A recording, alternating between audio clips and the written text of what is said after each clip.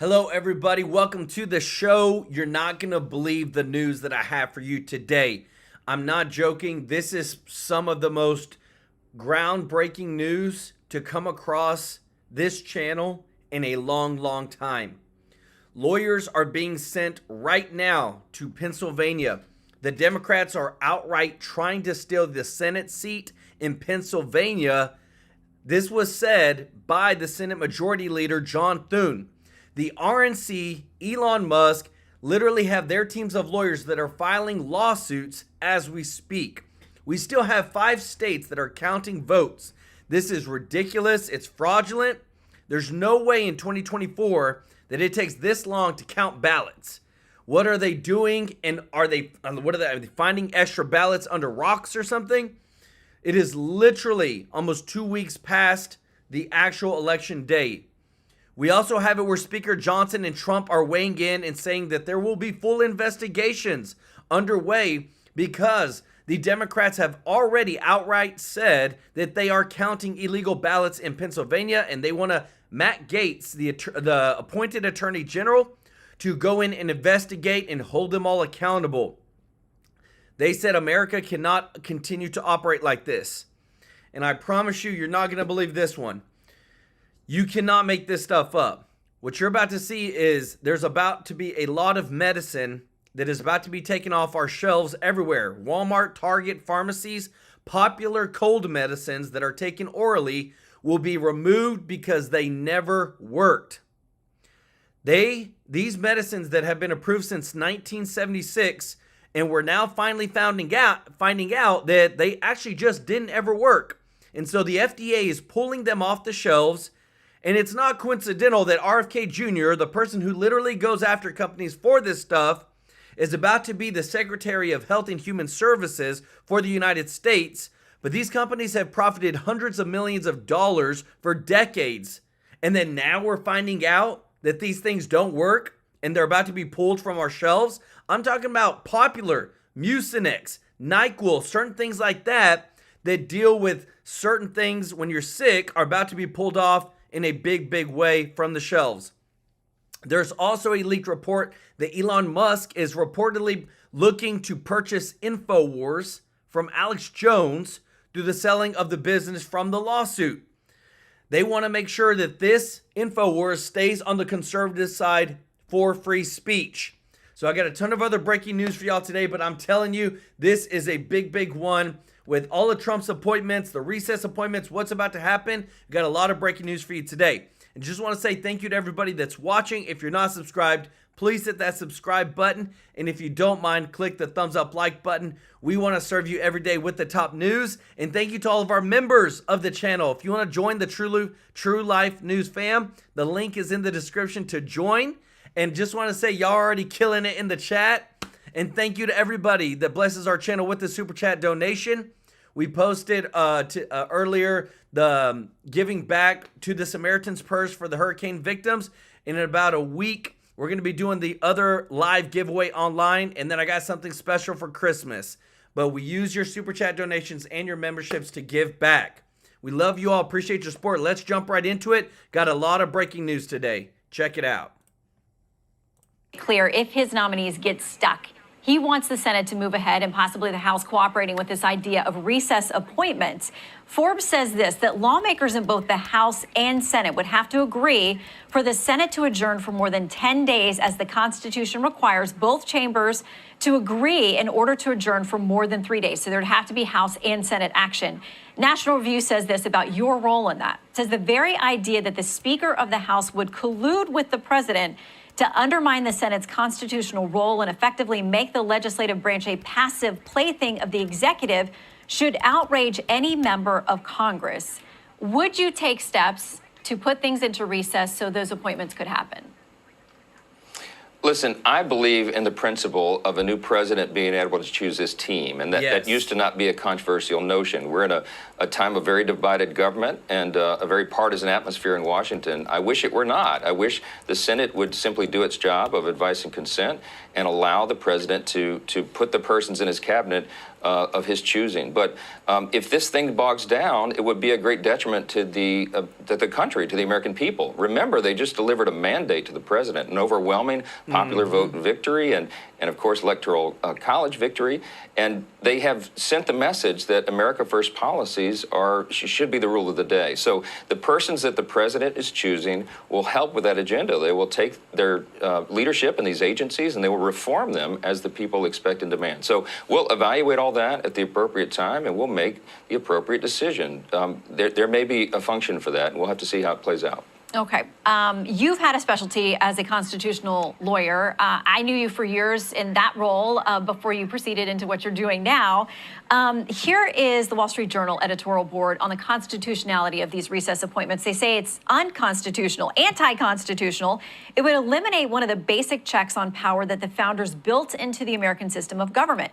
If Mr. Trump gets away with it, the next Democrat to win the Oval Office would whoop through left-wing nominees, and whoever holds the presidency would gain unilateral power to name cranks and cronies to offices of immense authority. You talked about opening a Pandora's box by going against. Let me tell you this. I'm sorry to interrupt everybody, but you have to know this because there's so much context to these people that only want you to follow their propaganda.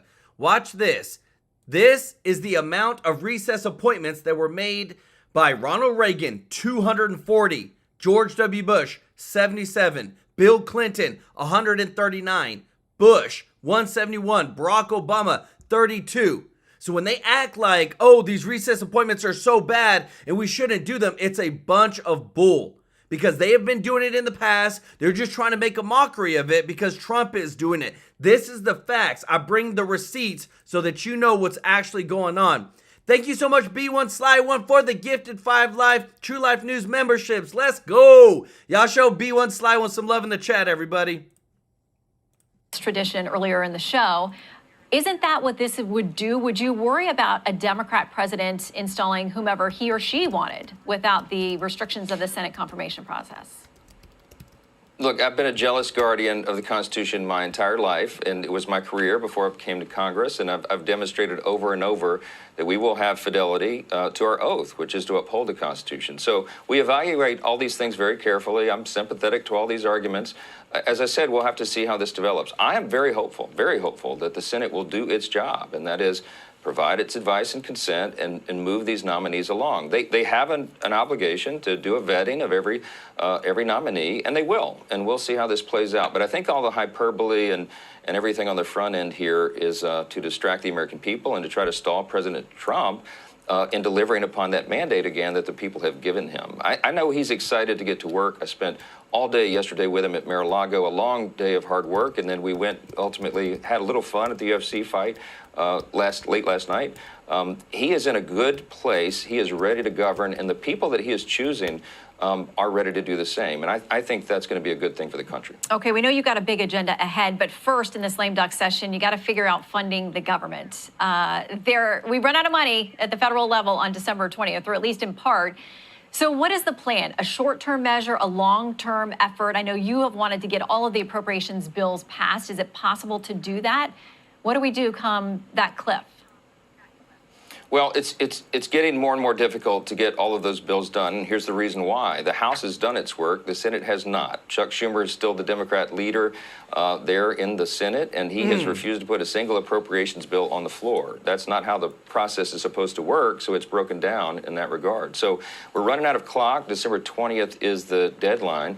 We're still hopeful that we might be able to get that done. But if not, we'll have a temporary measure, I think, that would go into the first part of next year and allow us the necessary time to get this done. And I think that would be ultimately a good move because the country would benefit from it, because then you'd have Republican control and we'd have a little more say in what those spending bills are. But the new reform agenda begins in earnest as soon as President Donald J. Trump takes the office in January, and we have a full agenda to run. It's going to be a very aggressive first 100 days of the new Congress. Let's and go. we've getting all the members of Congress ready for that. The House has been preparing for this for almost a year, and now the Senate, under its new leadership, Leader-elect Thune, He and I met this week. We talked about this aggressive agenda, and he told me he is ready to go and deliver on that America First, those America First policies. So it'll be a very busy time for Congress and a good time for the country.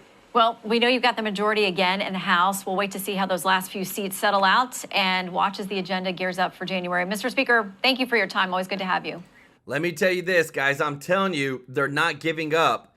The Democrats are outright just going after and trying to take the Pennsylvania Senate seat, trying to gain more majority.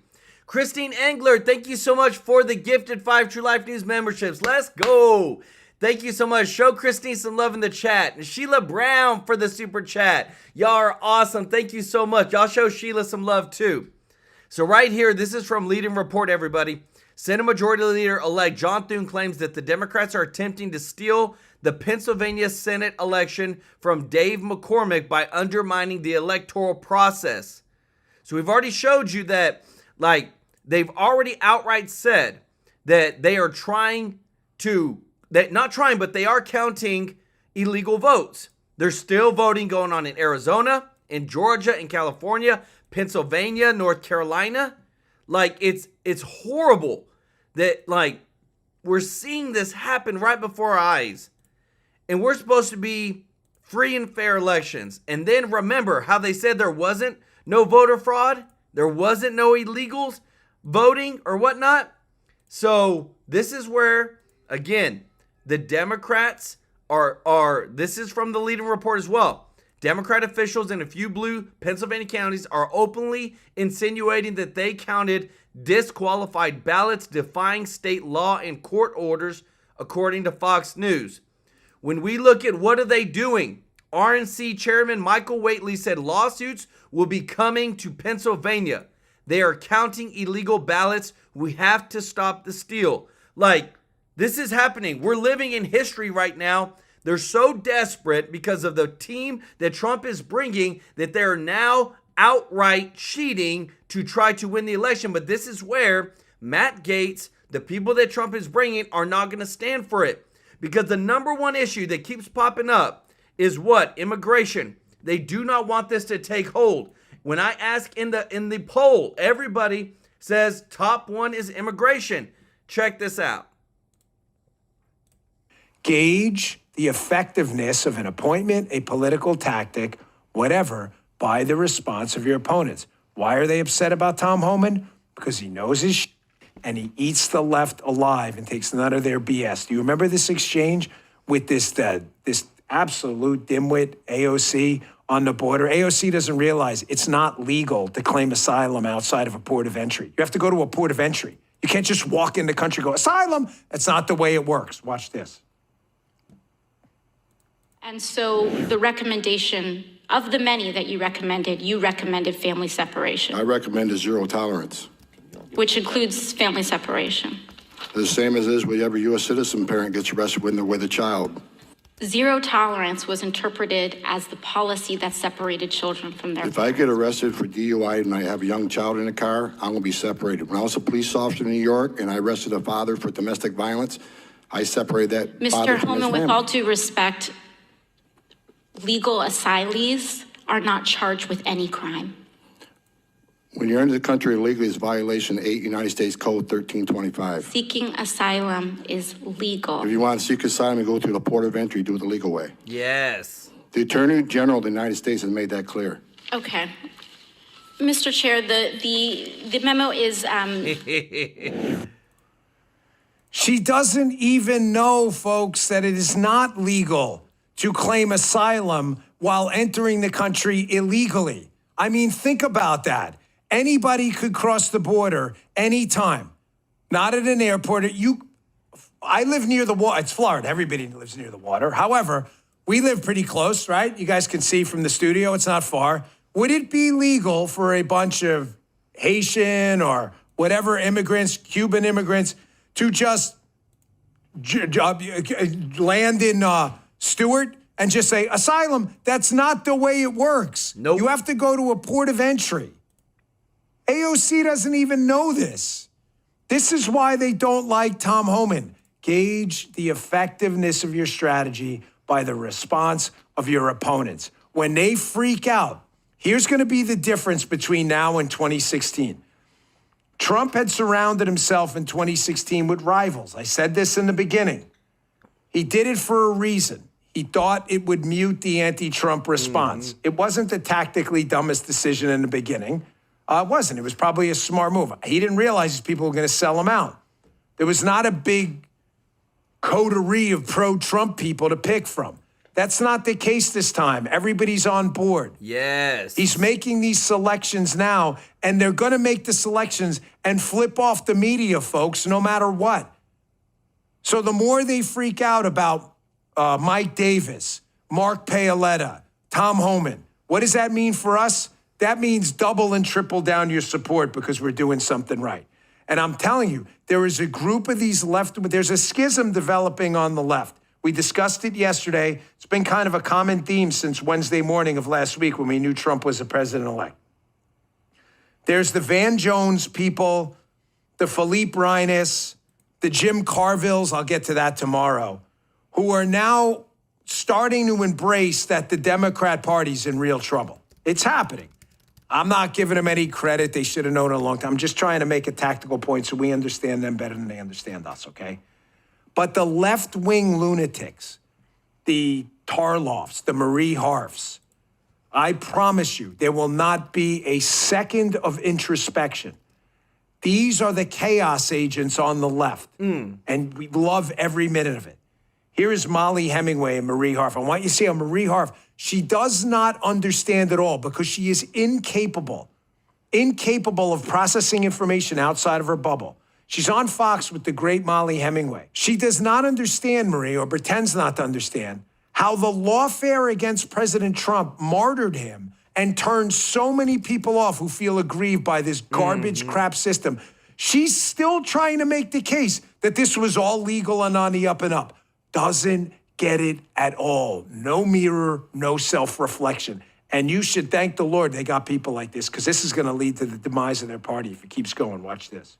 The abuse of law was one of these underrated issues that motivated a lot of people to vote for Donald Trump. Having Democrat prosecutors up and down the eastern seaboard trying to imprison their political opponent, bankrupt their political opponent, remove him from the ballot. This was viewed as an assault on democracy. At the same time, they were trying to push that message. This is the problem, and people are hoping that they will have rule of law going forward and no more of these political prosecutions designed to go after not just Donald Trump, but people who were challenging school boards, pro-life activists. This was the underrated story because our media are so in favor of Kamala Harris and the Democrat Party in general. They have failed to tell that story accurately. The reality is that Donald Trump was credibly accused of dozens of felony charges, was convicted of many of them, and Donald Trump has stood on the campaign trail this campaign cycle and said he wants to go after his political opponents and put them in jail. In fact, he was talking about the threat posed by this abuse of rule of law. I let you talk a lot here. My point is that for Democrats and Americans who look at the litany of charges Donald Trump has been charged with, some of which we saw him do with our own eyes, the fact that you can be elected president and all of that criminality and possible convictions just goes away and you are held above the law, to many Americans today that feels deeply unfair about our system. The way the Democrat Party treated it was as if he and other Republicans were below the law. And that period is over, and a lot of people are happy about it. Let's go. So congrats. Everyone should send a big collective Twitter thank you to Marie Harf, a legend in the Republican, yes. Thank you, Marie. It's people like you and the Tarloffs and the Maddows. It's not personal, man. I can't say this enough. I know these people from Fox. I'm an ideological activist who believes in liberty and freedom, and you don't. You just got your ass handed to you politically in the most historic electoral route since 1984 Ronald Reagan. I would say almost as impressive given what we're dealing with right now, and they still don't get it. They still don't, everybody. Like, that's the worst part about it. But I wanted to show you something real quick, too, because a lot of people have been saying in the chat, like, man, Bongino, great guy.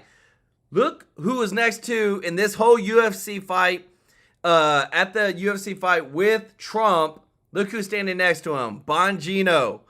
And guess what? Guess what released this morning? That Dan Bongino is under serious consideration for the United Secret Service Director.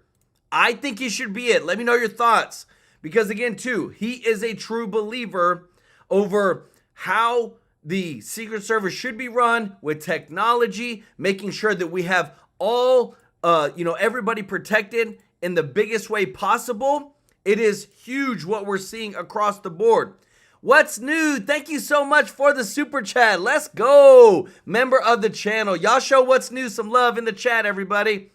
But the biggest thing, so we got some huge news over how we're going to see literal federal agencies just literally wiped away because they are not producing any results. Check this out.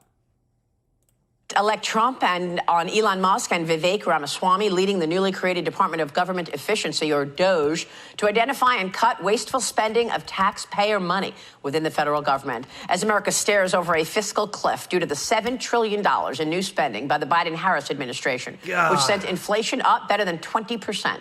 The national debt now standing at $36 trillion, with interest on the debt alone approaching $1 trillion. Joining me now in this Sunday Morning Futures exclusive is the co-leader of that department, the Department of Government Efficiency, Vivek Ramaswamy, with me this morning. Great to see you. Good to see you, Maria. Thank you so much for joining us. Happy to have you here on set. I want to get your take on how this begins. Sure. What are you looking to cut right from the beginning? So first is we want to go right in through executive action to do the failures of the executive branch that need to be addressed. Because the dirty little secret right now, Maria, is the people we elect to run the government, they're not the ones who actually run the government. It's the unelected bureaucrats in the administrative state. That was created through executive action. It's going to be fixed through executive action. Think about the Supreme Court's environment over the last several years. They've held that many of those regulations are unconstitutional at a large scale. Rescind those regulations, pull those regs back, and then that gives us the industrial logic to then downsize the size of that administrative state. And the beauty of all of this is that can be achieved just through executive action without Congress. Score some early wins, and then you look at those bigger portions of the federal budget that need to be addressed one by one. So I think that's one way to think about this is how can the President of the United States, who's been elected with a historic mandate, actually do the thing that the voters have voted for. They haven't voted for incremental change here this time, Maria. We have voted for sweeping change, and the voters actually deserve to get it. And we're focused on how to do that as early and as quickly as possible. So President-elect Trump just said on that soundbite that you're going to make recommendations. So you're going to make recommendations in terms of where to cut after all that you've just said. Then what? Look, we're not going to be cutting ribbons. We're going to be cutting costs. And so those recommendations are going to be on a real-time basis. But I do want to take a big step back and understand, for people to understand the scope of this problem. Over $500 billion that's spent every year right now was not even authorized by Congress in the first place. Wow. The Pentagon has just failed its 7th consecutive audit, nearly $1 trillion of budget. They can't even tell you where it goes. So I think part of this is exposing for the public the extent of that rot and waste, but then to take steps first through executive action and then laying the groundwork for broader change through legislation as well to rein in that deficit, to rein in that budget. And more crucially, Maria, I know we're talking about this in terms of efficiency, but there's something deeper going on here. This is about restoring self-governance and accountability in America as well. Elected leaders, if they make the wrong decisions, voters have a great choice. You can vote them out and remove them. Most of the people making these decisions, from healthcare to the Department of Defense, are failing on effectiveness because they have no accountability. Historically, it's been the view of many scholars to say that those people could not even be fired. Now we take a different view with the environment the Supreme Court has given us in recent years, and we're going to use that in a pretty extensive way, Maria, to move quickly. You're going to have pushback, not just from the left. You may have pushback from those very people who are running those departments, running those agencies. They want as many people as they want in there. You're going to want to fire people. Yeah. So how are you going to deal with that? You're also perhaps looking at pushback from Congress. How are you going to deal with Congress? How are you going to deal with having Congress need to change the law? Well, look, the beauty of this is I think we have a lot of allies in Congress who have their heart in the right place. But what we've learned is over the last 40 years, even conservatives, we've talked a big game for 40 years about cutting the federal government, about reducing the scope of the federal government. Politicians haven't been able to do it. And so Elon and I, we're not politicians. We're businessmen. We're coming at it from the outside. Sometimes if you go inside, you become native to the system. So President Trump, I applaud him for his creativity and his open-mindedness to setting this up for success in a way that hasn't happened before. But I come back to the principle. In the early months, score quick wins through executive action, show what can be done then, and then I think we will lay the groundwork for Congress to have to take meaningful steps in budget reductions for the future. A lot of these discussions we have are theoretical. I have to cut different entitlement programs or whatever. Let's start with the fact that there is massive waste, fraud, and abuse right now. Federal contractors are really exploiting the federal government. You could take haircuts across the board, and they would be no worse off for it. And it's not just about cutting cost, but increasing effectiveness from defense to healthcare.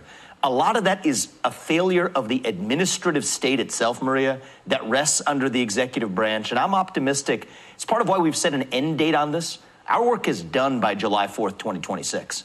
Unlike every other government project, we don't want this one to last. We want to go in, fix the problem, dissolve, and move on, and set an example for how our federal government should run. I love. Do y'all hear that? He said, look, just give us 1 year and we'll clean house. Like, that is insane, guys. That is so awesome. Like, I didn't even know that. That's crazy. Sandra Mario Enzi, thank you so much for the super chat. Said, joy has been coming every morning. Let's go. And Queen of Yeshua, thank you for the super chat. Y'all show them some love in the chat, everybody. That, but again, you are going to face pushback from within. And you are going to have to make this so compelling that you get the support, congressional support. So how do you do that? Well, look, I think the public is on our side. Most of the public understands their taxpayer dollars are not being well spent. They want to hold these decision makers accountable, and they're not able to. These congressmen are responsive to the people.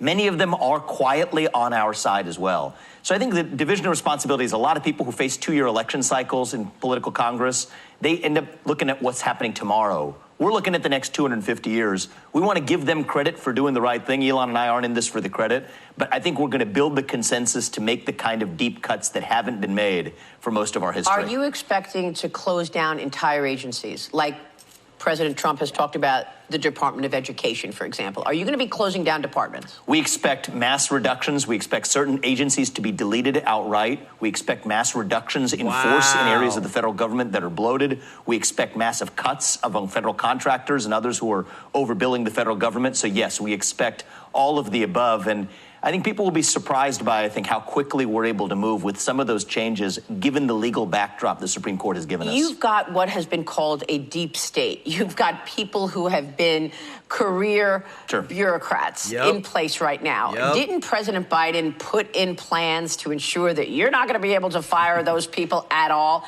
How do you get around that? And, you know, I asked Joni Ernst, are you for term limits? She says, yes, I am for term limits, as long as the people around me are also for term limits. That's not in place right now. So how do you get rid of those people who are dug in? Well, a lot of what's happened is President Biden has made a lot of changes trying to entrench the administrative state. The Supreme Court has slapped them on the wrists numerous times. So we're working with a legal landscape here that is historic. You think about a president of the United States like Donald Trump, elected with the mandate he's been given, both chambers of Congress belonging to Republicans, a 6-3 conservative majority in the Supreme Court. Maria, if we don't downsize the federal government now, it's never going to happen in the future as well. That's true. So this is a historic opportunity. We're not actually going to squander this, but I think part of the key is to move quickly, to move effectively. I think that mass deregulation that I talked about earlier, that gives us the industrial logic to then make cuts to that bureaucracy, and moving quickly is our objective. Have you thought about moving some of these departments or agencies out of Washington? It's funny you bring up this point. Yes is the answer, but here's why. They'll say, well, what happens to the people who live in Washington, D.C.? Here's the dirty little secret in the federal bureaucracy today. Most people don't even show up to work. So if you require most of those federal bureaucrats to just say, like normal working Americans, you come to work 5 days a week, a lot of them won't want to do that. And by the way, that creates a logic for many of those agencies being outside of D.C. in the first place. So these are, again, examples. It's a great point you just brought up. So would you sweeping move, changes we're able to make quickly. You could move the energy department to Texas or to Pennsylvania. You could move agriculture somewhere else. Is that what you're thinking? Well, look, I think that, yes, absolutely. But I think even bigger picture than that, many of these agencies should be downsized wherever they are. And for whatever does remain, move many of them out to be where they're more accountable to the people. And by the way, if you have many voluntary reductions in force of the workforce in the federal government along the way, great. That's a good side effect of those policies as well. And so our goal is not to be cruel, by the way, to the individual federal employees. Most of them, I do want to say this, are individually good people, and we want to be compassionate and generous in how we handle this transition. But the real issue is there's just too many of them. We don't need 4 million, and we shouldn't have 4 million civil servants who can't be or aren't even elected or can't be removed from their positions. It's anti-democratic. Real quick, we got to jump, but when you look from 30,000 feet, I know you're just getting into this now. Which agency or department is the most bloated, would you say? It's a tough competition. It's across the administrative state. I mean, President Trump's talked extensively about areas like the Department of Education. Obviously, those kinds of agencies shouldn't even exist and should be returned to the states. But it's a culture, Maria, that's pervaded the entire federal government of hiring people who have no accountability to everyday Americans. And I think that's what's going to change when you take this new effort at DOGE, at the Department of Government Efficiency. It's about efficiency as much as it is about restoring accountability. And this time, actions are going to speak louder than words. And I'm excited to get started in January. I love all of this, Vivek. I really do. But wow, what a year and a half you've had. As we go, a little self-reflection from you. What a year and a half you've had. I mean, what a journey it's been. I'm incredibly grateful to this country. I mean, I was 37 years old when I became the youngest person ever to run for U.S. president. I've lived the American dream. It's only possible in this country. That's right. And our goal, and Elon Musk, take him as somebody who's an immigrant to this country, came from nothing, became the most successful capitalist in history. We want to work together to pass that American dream on to our kids. That's what motivates us. And I think we're going to do it. This great nation. It's beautiful, y'all. It's just beautiful to see that when I look in the stuff that I show y'all, like, I bring the receipts, everybody. I want, like, that's the biggest thing that I always want y'all to know is that when we're looking at why do we need this? So this was reported by the Free Beacon. Why do we need to cut government spending, government waste? Because they don't care. They do not care because it's not their money. The EPA purchased chairs costing $6,391 a piece for one chair. I think my chair was $200. And I try to get a good desk chair because I'm sitting in the desk. I probably sit in my desk chair for probably 10 hours out of the day. But still, I didn't spend even $1,000. $6,000. They spent $92 million on furniture in the past 10 years. These people do not care about the money because it's not theirs. Y'all think y'all think that's crazy? So check this out. Yes, the FDA is proposing to remove phenylephrine. I think that's how you say it. Y'all can correct me in the chat if you want. A common ingredient in many over-the-counter cold and allergy medicines from store shelves. I told you about this in the beginning. The FDA says that the oral phenylephrine is not effective at treating nasal congestion, despite being widely used for years, since 1976. What's included? Advil, NyQuil, Sudafed, Robitussin, Tylenol, Theraflu. This proposal is open for the public. They're going to get to see this. But basically, listen to this, because this is crap that's now changing because of Trump, the Trump effect, because of RFK. Listen to this. All of this stuff has been on the shelves for decades. Since 1976. We've been taking it, imagining that it's been working. But what the FDA is saying today is actually it never did work? It never did work. And what they want to do is they're proposing an order to go ahead and take it off the shelves. Anybody, you guys, patients, scientists, doctors can comment until May 7th. And then come May 7th, they'll make a decision on whether to actually make an order to remove it from the shelves. What they're saying is back in 1976, studies were done differently. And looking at the studies, if they use today's standards, it would not have passed. This is oral phenylephrine. It is ubiquitous. And there was over $200 million worth of these medicines last year. And so if... Over $200 million sold just last year.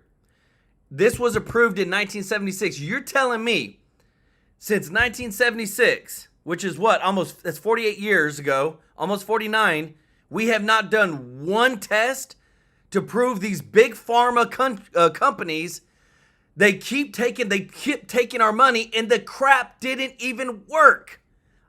Guys, is this not insane? You know, but it's not all of them. If you look at some of them, they're Sudafed PE. It's the PE part, the phenylephrine, and not pseudoephedrine. It's phenylephrine, but it's only the oral phenylephrine, not the nasal one. The oral doesn't work because of the way our body metabolizes it. And so you want to be a label reader. It's not dangerous. FDA's mandate is safe and effective, so it's still safe. It's just not effective. Just doesn't work. Do y'all hear this? This crap just doesn't work. Stuff that we've been taking for years. They said it worked. It didn't work. But there's a big reason I'm about to show you why. Is because this guy right here. And a lot of people are saying, oh man, what about them coming after the government? What about these companies suing the federal government? Well, that's where they're bringing in this guy. Listen to this guy. So you just heard. This is crazy. We're about to play this, but this is crazy.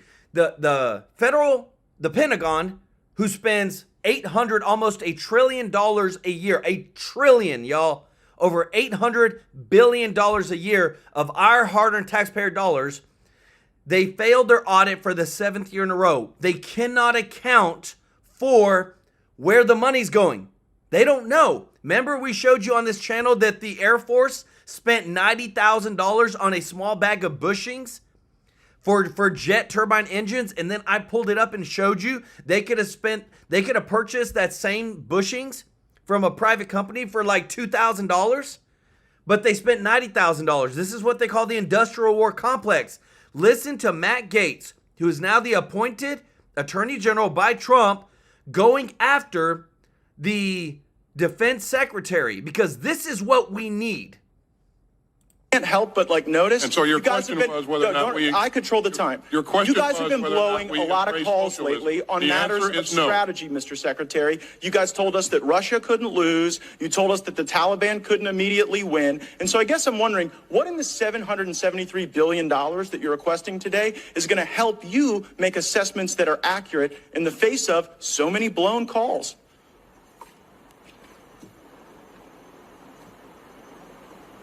You've seen what's in our budget. You've seen how the budget matches the strategy. And so I'll let that speak for itself. Well, I mean, I've also seen that we're behind, Mr. combat Secretary. capabilities. We're behind in hypersonics. We failed to deter Russia. Last year, So China what do you mean we're behind in hypersonics? How do you? Okay, who's ahead in hypersonics? How do you make that assessment? I don't know. I make that assessment because China is fielding hypersonic weapon systems and we are still developing them. I make that assessment because Russia actually used one. By the way, your own people brief us that we are behind and that China is winning. Are you aware of the briefings we get on hypersonics? I am certainly aware of. Oh, I'm sorry. Guys, I love this. The defense secretary says, who told you that we're behind in this hypersonic? Who told you? And then Matt Gaetz is like, your own people told us. Your people briefed us and told us that we were behind. And he's like, do you not know your own briefings? Yeah, I do. No, you don't. Can you believe this crap, guys? This is the accountability we need from an attorney general to hold people accountable. I love it. Things that we provide to Congress. But it's not just the hypersonic. It's all over the world. It's in Taiwan, where China's last year flew more sorties than ever before. It's North Korea, on pace to shatter prior records, the number of missiles that they are testing. And so while everyone else in the world seems to be developing capabilities and being more strategic, we got time to embrace critical race theory at West Point, to embrace socialism at the National Defense University, to do mandatory pronoun training. Did you hear that? Mandatory pronoun training. Do you assess? It's again, this is the most capable, the most combat critical force in the world. It has been, and it will be so going forward. Not if we continue down this path. To do that. Not if we embrace socialism. The fact that you're embarrassed by your country. By no. I'm embarrassed by your leadership. I am not embarrassed for my country. I wish we were not losing to China. I wish we were. You know what? That is so disgraceful that you would sit here and conflate your failures with the failures of the uniformed service members. You guys said that Russia would overrun Ukraine in 36 days. You said that the Taliban would be kept at bay for months. You totally blew those calls. And maybe we would be better at them if the National Defense University actually worked a little more on strategy and a little less on wokeism. Has it occurred to you that Russia has not overrun Ukraine because of what we've done and our allies have done? But that was baked into your flawed assessment. That was baked into your flawed assessment. And so I saw that the Obama administration tried to destroy our military by starving it of resources. And it seems the Biden administration is trying to destroy our military by force feeding it wokeism. I yield back. Guys, I'm telling you, that's the person you want who will stand up even to the defense secretary, hold him accountable.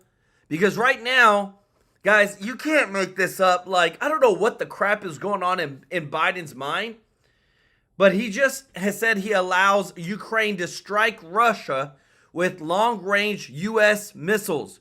Like, it's like he is trying to start World War III before Trump gets into office.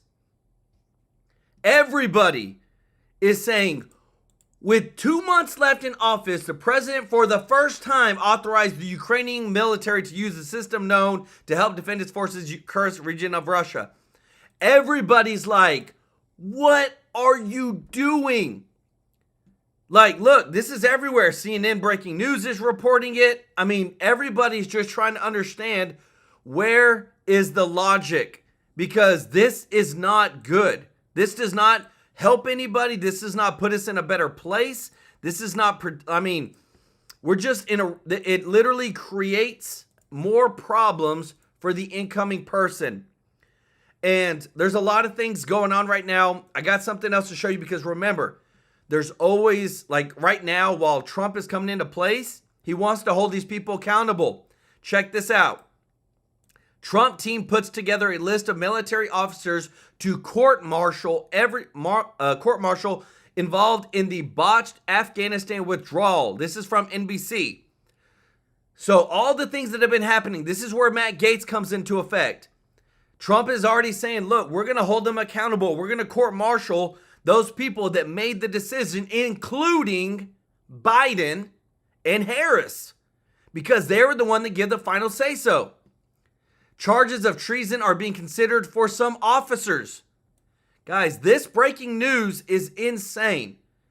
They're also getting together a potential commission to investigate the withdrawal that resulted in the American deaths. This list includes both current and former U.S. military officials and will be used to examine if they can be court-martialed for their involvement. They're taking this very seriously. Trump is not playing around. They're moving faster than ever. And even though they're trying to take away some other platforms of free speech, check this out. Attorneys for Elon Musk's X Corp, because you know, X.com, formerly Twitter, they've got their lawyers, filed a notice of appearance in the bankruptcy case of Alex Jones and InfoWars, amid calls for Musk to purchase the platform. Well, guess what? Elon Musk has just filed a notice of appearance in Alex Jones' InfoWars bankruptcy. This is all confirmation that they're moving in the direction where Elon Musk could then go in and take over InfoWars and add it to X, because they want to make sure they continue to add more platforms of free speech. And then we have some updated news from the chairman of the Judiciary Committee of Congress. Check this out. Actually, let me show you this real quick, because this is fun. I have to show you this real quick. Look at Trump, Elon Musk, RFK Jr., Don Jr., and Mike Johnson all eating some Mickey D's on, I think this is Air Force 2 or Trump's plane or something like that. Look at RFK's face. He's like, look, man, this is super unhealthy. I'm going against this, but, you know, we got to take this pick. Guys, the dream team is there. Let's get some likes for the dream team. Eat some Mickey D's, having a good time. Check this out, everybody. Congressman Jim Jordan, who's been there all along, chairman of the House Judiciary Committee, serves on the House Oversight Committee. And I wanted you to hear that, Congressman, because there was a time when you were one of the few standing by his side. Your thoughts about how he got to where he is? He's an amazing individual. The perseverance, the tenacity, the character to live through what he's lived through over the last 10 years is truly amazing. And as you said, the greatest political comeback in history, won the 7 swing states, won 30 states, won the popular vote, won an electoral college landslide, did something Teddy Roosevelt couldn't do. I mean, it is amazing to see. And what I find most interesting is in the past week and a half, as I'm traveling about, I was in the airport, people will walk by and they'll give you the thumbs up. There'll be a little twinkle in their eye. They'll wink at you. I had one of the airport workers look at me. When I go down the ramp, he catches up to me and he says, wasn't Tuesday a great day? And I mean, it's just, you see that happening. So this individual is amazing, and he has brought a new coalition. Think about this, Brian. Did you ever think you'd see Donald Trump, Elon Musk, RFK Jr., Tulsi Gabbard on the same team? They're on the same team because they know, we all know, he's the guy fighting for our liberties, for our First Amendment free speech rights, and for middle-class, working-class people all over this country. It is great to see. Right, and now you're probably still his favorite wrestler, but Hulk Hogan is his second favorite wrestler on the Trump team, and you don't rip off your shirt on camera, but we'll work on that a little bit later in the year. Now, you got the trifecta, you got the House. It's just official this week, late this week. It's not much of a margin. Can you let everybody at home know what's first? Well, we need to do tax cuts, reauthorize the tax cuts that helped our economy grow so much under President Trump. Yes. Then we need to secure the border, of course. That was one of the key issues, the economy, securing the border. And part of growing our economy, too, then, is common sense energy policy, common sense regulatory policy, and then continue our work in making sure Americans' freedoms, their free speech rights, their Second Amendment rights, their First Amendment liberties, their Fourth Amendment liberties, make sure those are protected. And these agencies, who he's putting good people in charge of, are going to serve the people, not be weaponized against we the people. That is fundamental. And then finally, what Mr. Musk and Mr. Ramaswamy are doing, getting at the ridiculous waste in government so they can come forward with a report. We can implement that, pass that, and make this government actually work for we the people. So I know you're going to be chairman, you're going to be a member of oversight and chairman of the Judiciary Committee, but can you now take H.R. 2, which Senator Schumer ignored, and give it to Senator Thune, the majority leader, and get something like that passed, or do you have to rewrite it? And H.R. 2 is a more conservative, tougher border measure. Yeah, I think we do both. I hope we pass it early on in the House, pass H.R. 2, or break it up into key segments. And one of the key things, of course, is we codify the Remain in Mexico policy, which is so darn important. So we pass it early, and then you use this process reconciliation, which is a fancy way of saying you can get past the 60-vote hurdle in the Senate.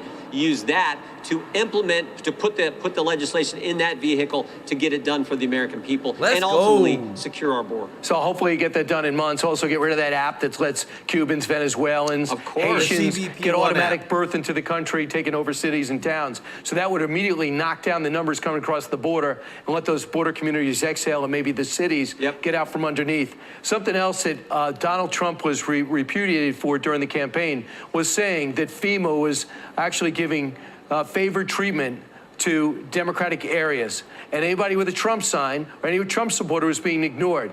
The New York Times rebuked him, said that was misinformation. Now we find out through text messages it was absolutely true. Your thoughts about where we go from here and how prevalent this actually was? Well, two things. One, it's amazing how often President Trump is right when the media, how he had it, how he nailed it. Second, this is a textbook example of government being weaponized for political reasons. I mean, skip the Trump houses, go to, you can't get a more blatant example of the weaponization of government, of politics involved in government agencies, something that shouldn't happen. Next Tuesday, we have the first hearing on this. We're going to have the director of FEMA in. So this investigation has been launched by Chairman Comer. I think it's entirely appropriate. We're going to dig into this and find out if it was an isolated incident or if, in fact, it was commonplace and widespread. My gut tells me it's commonplace and widespread because that's been the Biden administration, that's been their operation standard. Whether it was, investigating parents at school board meetings, saying if the FBI putting out a memo, saying if you're a pro-life Catholic, you're an extremist. They've been political from the get-go. But this investigation has been launched by Chairman Comer. We're going to dig into it starting next Tuesday. And Congressman, we have our Weather Channel correspondents still with some of those hurricane victims. North Carolina really needs a lot. I don't think the governor's responding. And then I got a new governor in. You guys got to go in there, especially if FEMA is going to be under the Biden rules of if it's a Trump sign, walk the other way. Yeah, no, we do. Your government's not supposed to operate that way. Again, I think it's why I think what President Trump, you see all these people he's nominating for these key agencies. He wants a certain attitude because that's what the American people voted for. An attitude that says these agencies will serve we the people, we the taxpayers, and we need to get government smaller, more efficient, working for the taxpayers. That is the mindset, and I love the folks he is nominating and putting forward. All right, it's going to be fun. It's going to be a fun week in the interim leading through the holidays. And, of course, January 20th, we'll see if the president gets the biggest crowd in the history of the presidency and the inaugural. I'm sure it'll be interesting. Let's go, guys. We're going to be streaming that inaugural big time on this channel because we want to make sure. Man, I just can't wait. I know that in the future, TrueLife is going to be actually viewing and recording there. at the inaugural, guys. It's going to be insane. One of the things that I'm just super excited about, because remember, one thing that I look at and I see is with this channel, we have a lot of people that say, you know, they live on Social Security, they're not able to afford a lot, and things like that. When I think about the Department of Government Efficiency saving taxpayer dollars, no tax on Social Security, I just think of helping out our seniors. I think of helping out everyday Americans that don't need to be double taxed, because what you're about to see just makes me so irritated, because they've never had accountability till now. Check this out. Of government efficiency led by Elon Musk and Vivek Ramaswamy is aiming to wipe out unnecessary government spending. Here's some cuts that they could consider. Check this out. Over $500,000 from the National Institutes of Health awarded to Russian labs to study cats walking on treadmills. How about $39 million to oversee DEI efforts? $50 million, I'm serious, to study monkeys, testing how they performed while on meth and injecting them with female hormones. $1.3 billion in checks sent by the federal government to people who have already passed away, and $7 billion wasted on empty federal buildings. Now, Doge is beginning to recruit. They issued this tweet saying, in part, quote, "We need super high IQ small government revolutionaries willing to work 80 hours a week for unglamorous cost-cutting jobs." Here to discuss is CEO of the watchdog Open the Books, John Hart. Hey, John, thanks for being with us this morning. Let's talk about Doge. We just walked through some of the more ridiculous ways the federal government spends money. But what we really want to know is, can Doge make significant percentage-wise cuts to getting a more efficient federal government? Yeah, well, thanks for having me. The answer is absolutely. You know, this is a brand new move or brand new commission, but this is already a movement. You know, the American people are demanding more control over their tax dollars and their own destiny, because every dollar saved in Washington is a dream realized somewhere in America. So what we've seen is, for decades, politicians have been expanding federal agencies, but Doge is about expanding your agency and your ability to pursue the American dream on your terms. So what we've pointed out at Open the Books is we've built the biggest database of spending in history. Mm-hmm. We have 10 billion lines of code, and you can very quickly get to $200 or $300 billion through some of the things you just pointed out.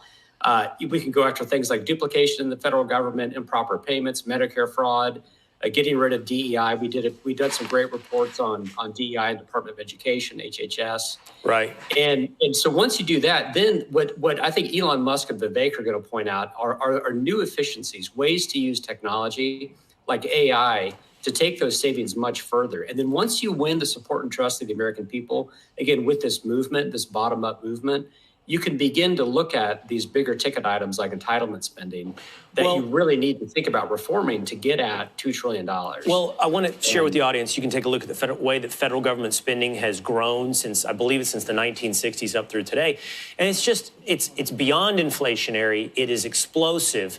You know, Vivek, for example, has talked about things like the number of federal employees obviously being inefficient and over-bloated. But he's even talked about, like, you know, Social Security numbers, every other, odd and even, letting people go within the federal government. And whether or not that's the mechanism or not, the point is there needs to be significant cost cutting, significant beyond just identifying the absurdities. Can we scale this thing down to efficiency? Yeah, I think absolutely. Look, you know, my boss, former boss, Tom Coburn, was on the Simpson-Bowles Debt Commission. And he was able to get rid of earmarks and actually help bring about the only spending cut in American history since the end of the Korean War. And he didn't have Elon Musk on the side. He didn't have Vivek on the side, or even a president that was supporting what we were doing 10 or 15 years ago. Right. So when you have the American people at your back and you have Elon Musk, you know, turning the bully pulpit up to 11, they can go much farther than we ever thought we could go 10 or 15 years ago. And look, and I think you have to think of this. This is not a demolition project. This is a restoration and renovation project. You know, imagine buying an old home that's been poorly updated, has bad insulation, and it was owned by a hoarder that had all the stuff. You know, people can relate to that project of let's renovate it. Let's bring back the original splendor of what this American idea is. And that's what Doge is all about. Well, Musk's role in this, I suspect, has to be bigger than simply making recommendations to Congress. It's going to have to find some accountability or enforcement mechanism for members of Congress who don't choose to walk down the path of efficiency. So we'll keep up with what he does on an ongoing basis. We appreciate you being with. Let me tell you this. They are not playing around, everybody. And what's so amazing is that I didn't even know that because they just announced it a while ago that they're only planning to do Doge for a year for Elon and for Vivek, and then they want to step aside. Like, I love it. They want to get in, do the work, and get out. I want to show you this picture because I've been feeling this. Somebody finally said it. So check this out. This is the I'm trying to be a cool guy at Speaker Johnson.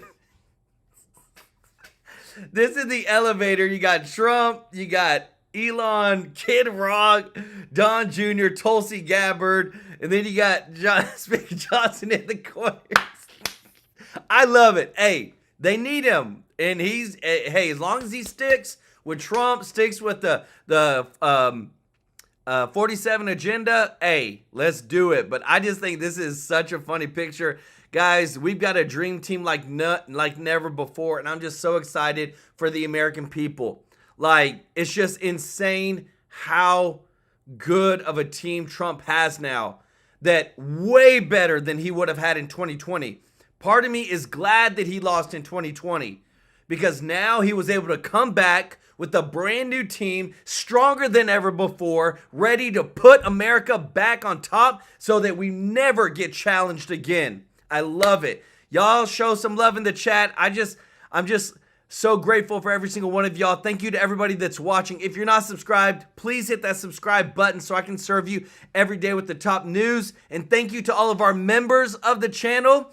If you want to be a member, the link is in the description. And also, too, I went ahead and I do have an X account. If you want to follow me on X, I put that link in the description as well. We're going to start being more active on X and Rumble because I want to be streaming to all three of them together, and we just want to continue building out the TrueLife News Network. And just want to say thank you to everybody that's given a super chat donation. We are so grateful. Thank you to B1 Sly One, Christine Engler for gifting TrueLife News memberships. Thank you to Sheila Brown, What's New, Sandra Mario Enzi, Queen of Yeshua for the super chats. Y'all show them some love in the chat, everybody. We appreciate y'all so much. We are here for y'all, and we just want to continue to serve you every day with the top news and have a good time. Have an amazing community to come in, have laughs, and just enjoy each other. Love you all, appreciate you, and I'll see you in the next one. Take care.